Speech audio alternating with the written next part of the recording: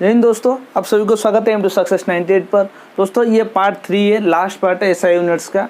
उम्मीद है पहला 2 क्लास आप देखे हो, ये आपका रहा तीसरा पार्ट। और मैं आपको ये गारंटी दे दूंगा कि अगर कोई भी बच्चा, कोई भी कंपटीटर, कोई भी एस्पिरेंट ये 3 पार्ट देख लेता है ना, ये जो 3 पार्ट में चल रहा है एसआई यूनिट का 3 पार्ट देखेगा ना, 1 से 2 मार्क जो भी क्वेश्चन पूछता है आपका एसएससी में, रेलवे में 1 से 2 मार्क पक्का है। बहुत पर लिख के दे दूंगा, पक्का है, जो भी ट्रिक्स में बोला हूँ पहला। लेकिन कंडीशन एक है, आप पहला क्लास दूसरा क्लास देखना चाहिए। अगर आप देखोगे नहीं तो फाउंडेशन क्लास आप देख नहीं रहे हो तो कैसे आपको समझ आएगा, कॉन्सेप्ट क्लियर होगा। ठीक है, तो उम्मीद है आप देख रहे हो। जो भी नए बच्चे हैं, मैं फिर से बोलूँगा कि बहुत मेहनत से बना रहे हैं इस टाइम पर। आप घर पर रहिए, सेफ रहिए, आप क्लास हम प्रोवाइड करेंगे, नोट्स बनाइए। आप फिर भी वो भी दिक्कत हो रहा है तो आपको टेलीग्राम लिंक पे भी भेज दिए हैं, नीचे डिस्क्रिप्शन बॉक्स में है, तो जाके आप उधर देख सकते हो, नोट्स भी ले सकते हो। ठीक है, आज का लास्ट पार्ट ये होगा, तो मैं भी लंबा जा सकता है, फिर कोऑपरेट करिएगा। तो पहला क्लास में मैं आपका फंडामेंटल और डिराइव्ड क्वांटिटी का कुछ बोला था, और दूसरे पार्ट में ट्रिक बोला था कि आप कैसे याद रखोगे इंपॉर्टेंट टर्म्स। अभी तीसरा पार्ट है। तीसरा पार्ट जाने से पहले मैं आपको कुछ क्वेश्चन पूछना चाहता हूँ कि पहला क्वेश्चन है आपका है कि फंडामेंटल क्वांटिटीज जो है, फंडामेंटल क्वांटिटी आप कैसे याद रखोगे, ट्रिक क्या था, फंडामेंटल क्वांटिटी का ट्रिक्स क्या था। और मैं आपको बोला था कि प्रेशर का यूनिट क्या होगा, प्रेशर का यूनिट क्या होगा, ये पहला और ये दूसरा क्वेश्चन है। प्रेशर का यूनिट क्या होगा। और तीसरा क्वेश्चन 1 पर सेक हाउ मच लाइट ईयर, ये आपका क्वेश्चन है। ये क्वेश्चन क्लास ख़त्म होते होते आप कमेंट बॉक्स में कमेंट करिए।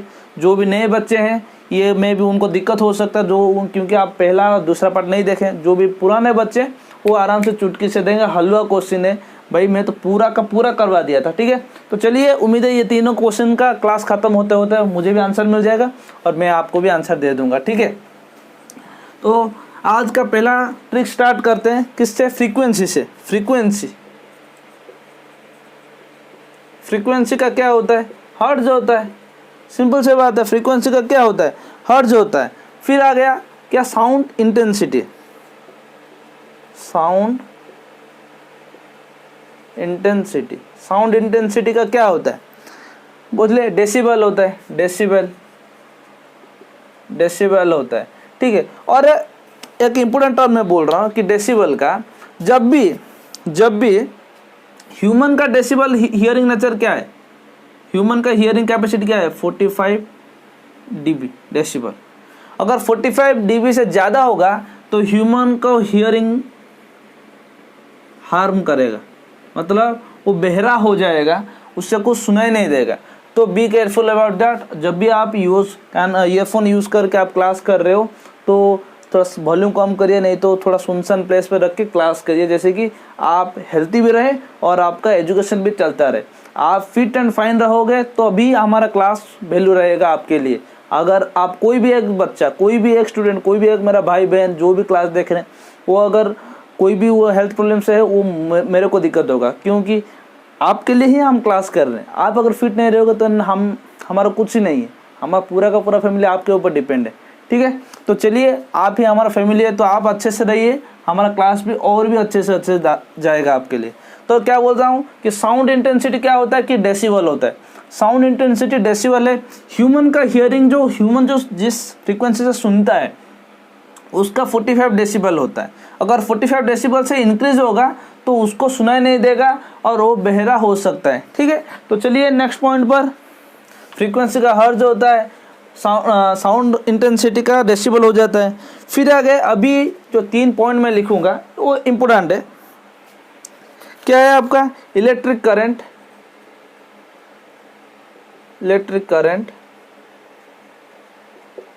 इलेक्ट्रिक रेजिस्टेंस, इलेक्ट्रिकल रेजिस्टेंस और इलेक्ट्रिक चार्ज।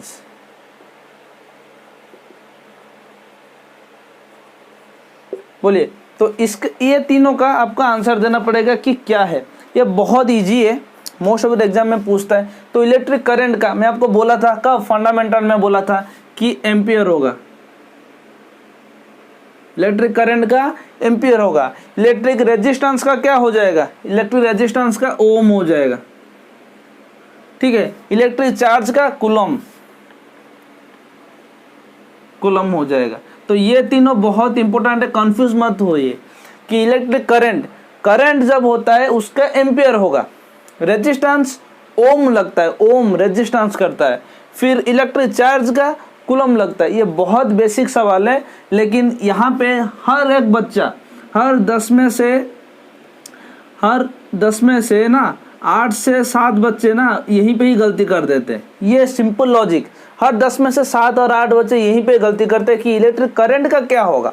करंट का भाई याद रखना कि करंट एम्पियर होगा। भैया बोले थे कि 7 समंदर, 7 फंडामेंटल क्वांटिटी और 7 CS के प्लेयर। मैं वो बोला था 7 CS के प्लेयर 7 बजे 7 किलोमीटर तक दौड़ते हैं। तो इलेक्ट्रिक करंट का क्या हो जाएगा, एम्पियर हो जाएगा। इलेक्ट्रिक करंट का एम्पियर हो जाएगा। इलेक्ट्रिक रेजिस्टेंस जो ऑपोज करता है high flow of amount of electricity को, उसको ऑपोज कौन करता है, ओम ऑपोज करता है। और इलेक्ट्रिक चार्ज का क्या होता है, कूलम। तो इसका ध्यान रखिए, ये बहुत ईजी है, बेसिक है। फिर भी 10 में से 7 से 8 बच्चे यहीं पे गलती करते हैं, उनका 1 मार्क यहीं पे चला जाता है। आप GS पे मतलब क्या बोलता हूँ, मतलब जुआ नहीं कर सकते, गैम्बलिंग नहीं कर सकते। देखिए नेक्स्ट क्वेश्चन जाने से पहले मैं आपको थोड़ा डिस्क्राइब कर लेता हूँ कि आपके लिए ना बहुत जल्दी सेट आने वाला है, ठीक है। कॉमन एलिजिबिलिटी टेस्ट सेट आ जाएगा बहुत जल्दी। अगर ये कोरोना का पेंडेमिक खत्म होता है फिर भी एजुकेशन हमारे लिए इम्पोर्टेंट है। देखिए मैं आप बोलूँ, एजुकेशन ही हमारे लिए इम्पोर्टेंट है, सब चीज़ इंपॉर्टेंट है, हेल्थ भी इंपॉर्टेंट है, एजुकेशन इंपॉर्टेंट है। फिर अभी तो फिलहाल पढ़ रहे हैं तो उसके ऊपर मैं बोलता हूँ। क्या हो जाएगा कि सेट बहुत जल्दी आपका आ जाएगा, जिसमें से आपका रेलवे, SSC एंड बैंकिंग, ठीक है, ये तीनों क्या हो जाएगा, मर्ज हो जाएगा, तीनों मर्ज हो जाएगा। और इसका जो भी सिलेबस होगा, पासिंग मार्क होगा, मतलब कट ऑफ होगा, और जो भी सब्जेक्ट होगा। देखिए सब्जेक्ट क्या क्या होता है, कॉमन तीनों में क्या क्या है, तीनों में कॉमन क्या है, मैथ है, रीजनिंग है, इंग्लिश है। अभी ये इसमें इंग्लिश नहीं होता है, इसमें इंग्लिश होता है। इसमें करंट अफेयर्स है, इसमें भी करंट अफेयर्स है। ये GK GS और इधर भी GK GS है। इधर बैंकिंग अवेयरनेस होता है, तो उसमें भी कुछ ऐड करेगा। गवर्नमेंट कौन सा सिलेबस आउट करे वो हमें पता नहीं, लेकिन फिलहाल अभी तक ना आपको रेलवे SSC में क्या होता है, देखिए हम बोल सकते हैं कि ये हो जाएगा आपका, इधर आता है 100 मार्क, इधर 120 मार्क, ठीक है। क्या क्या रहता है कि मैथ रहता है, रीजनिंग रहता है, इंग्लिश रहता है और GK GS रहता है।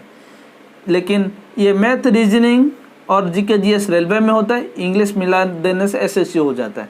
तो मैं आपको पहले बोल रहा हूँ रेलवे और SSC का ये प्रिपरेशन हम चल रहा है, तो आराम से दिल थाम के बैठिए, क्योंकि आप GS GK both railway SSC में आप मतलब रिस्क नहीं ले सकते।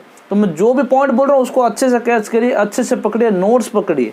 मैं आपको नोट्स दे रहा हूँ टेलीग्राम चैनल पर, आशुतोष सर भी नोट्स प्रोवाइड कर रहे हैं। रीजनिंग का तो पूरा सिलेबस खत्म करके बैठे हैं, तो सिलेबस देखिए। मैं आपको इतना कर दूँगा, उतना से देखोगे ना, आपका CET पे कोई भी सवाल ऐसा नहीं है रीजनिंग का जो फिट आपसे वहाँ से नहीं होगा। मैं आपको बोलूँगा कि ये ख़त्म होने के बाद फिर से आपका जो भी टॉपिक डाउट है रीजनिंग में वो मैं आपको फिर से लाऊंगा, ठीक है। तो चलिए आगे, लुमिनस फ्लक्स क्या होता है, लुमिनस फ्लक्स का क्या होता है, लुमिना होता है, लुमिना। तो 1 सेकंड में जितना एमिट करता है, जितना एमिट लाइट करता है, उसको हम क्या बोल सकते हैं, उसको हम बोल सकते हैं कि लुमिनस फ्लक्स। सही बात है कि उम्मीद है पहला क्लास भी जो देख रहे हैं उनको भी समझ आया होगा। देन आता है लुमिनस इंटेंसिटी। ये बोलने कोई जरूरत नहीं, पहला पार्ट में हम देखे थे। लुमिनस इंटेंसिटी का क्या होता है, कैंडेला होता है और 1 सेकंड में एक डायरेक्शन में कितना तक जाता है। और ये सब होने के बाद लास्ट में क्या होता है, इम्पोर्टेंट, थिकनेस ऑफ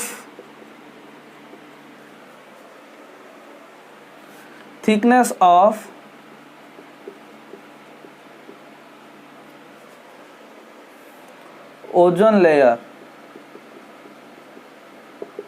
किससे मापा जाता है? ये बहुत इंपॉर्टेंट क्वेश्चन है, बहुत बहुत इंपॉर्टेंट क्वेश्चन है। थिकनेस ऑफ लेयर किससे मापा जाता है? बोलिए कि थिकनेस ऑफ डेप्सन ये कहीं बार पूछ लेता है, लोग छोड़ के आ जाते हैं। मैं आपको बोल रहा हूँ कि थिकनेस ऑफ ओजोन लेयर डेप्सन से मापा जाता है। डेप्सन से मापा जाता है थिकनेस ऑफ ओजोन लेयर। तो इसको आप आराम से नोट्स बनाइए, इसका मैं आपको पीडीएफ भी प्रोवाइड कर दूंगा, आप देखिए। तो बहुत मेहनत चल रहा है भाई, बहुत मेहनत, ठीक है। आपको जैसे पेंडेमिक में आपको क्लास रेगुलर मिले तो आप क्लास देखिए, एक लाइक शेयर और कमेंट कर दीजिए, अपने जितने दोस्त है शेयर करिए, क्योंकि आप पढ़ रहे हो ना, सबको पढ़ने का हक है। ये फ्री ऑफ कॉस्ट चल रहा है, कहीं पे कुछ लोग इंस्टीट्यूट नहीं जा सकते। अभी तो फिलहाल बहुत सारे इंस्टीट्यूट ऑफ है, ऑनलाइन क्लास चल रहा है, क्या पढ़ रहे हैं क्या नहीं भाई, पूरा बेसिक से जो भी हमारे देखिए 6-7 महीना हो गया हमसे जुड़े होके, 650 सब्सक्राइबर हो गए आपके कृपा से, आपके प्यार से। तो मैं बोल रहा हूँ जितने भी लोग सब्सक्राइबर हैं, जितने भी हमारा फैमिली है, उनको सब्सक्राइबर नहीं, मेरा फैमिली है, लोग हमसे जुड़े हुए हैं, उनको पता है कि क्लास किस तरह चलता है इनटू सक्सेस 98 पे। तो सबको भेजिए, उन लोगों को क्लास करने बोलिए। उनका फ़ायदा होने से आपका सराउंडिंग जब फ़ायदा ही फ़ायदा एजुकेशन में डेवलप होगा, आपको खुद गर्व होगा कि एजुकेशन बढ़ रहा है हमारा देश पे, ठीक है। एजुकेटेड सब हो रहे हैं, सब नौकरी के नहीं, नॉलेज के पीछे भाग रहे हैं, नॉलेज के पीछे, ठीक है। तो ये था आपका आज का लास्ट पार्ट। तो हाँ, मैं आपको क्वेश्चन पूछा था आखिर में, स्टार्टिंग में क्या क्या था कि प्रेशर का होता है बार, प्रेशर का होता है बार, और 1 पार्सेक का होता है 3.26 लाइट ईयर। और क्या पूछा था? और हाँ तो मैं भूल गया, ठीक है। ये 2 क्वेश्चन अगर, और पहला क्वेश्चन का आंसर ढूंढिए आप, अगर मिल जाता है तो देन बहुत बढ़िया। तो इसको हम यहीं पे क्लास ख़त्म करेंगे। तो मिलते हैं नेक्स्ट क्लास पे एक न्यू टॉपिक लेके जीएस का। तो पहला टॉपिक था आपका असाइनमेंट 3 पार्ट में आपका ख़त्म हो गया। उम्मीद है क्लास अच्छा लग रहा है। अगर अच्छा लग रहा है तो लाइक शेयर सब्सक्राइब करिएगा, अपने दोस्तों के साथ शेयर करें। तो मिलते हैं, धन्यवाद। Be safe, stay home, stay with your family and पढ़ाई चलना चाहिए।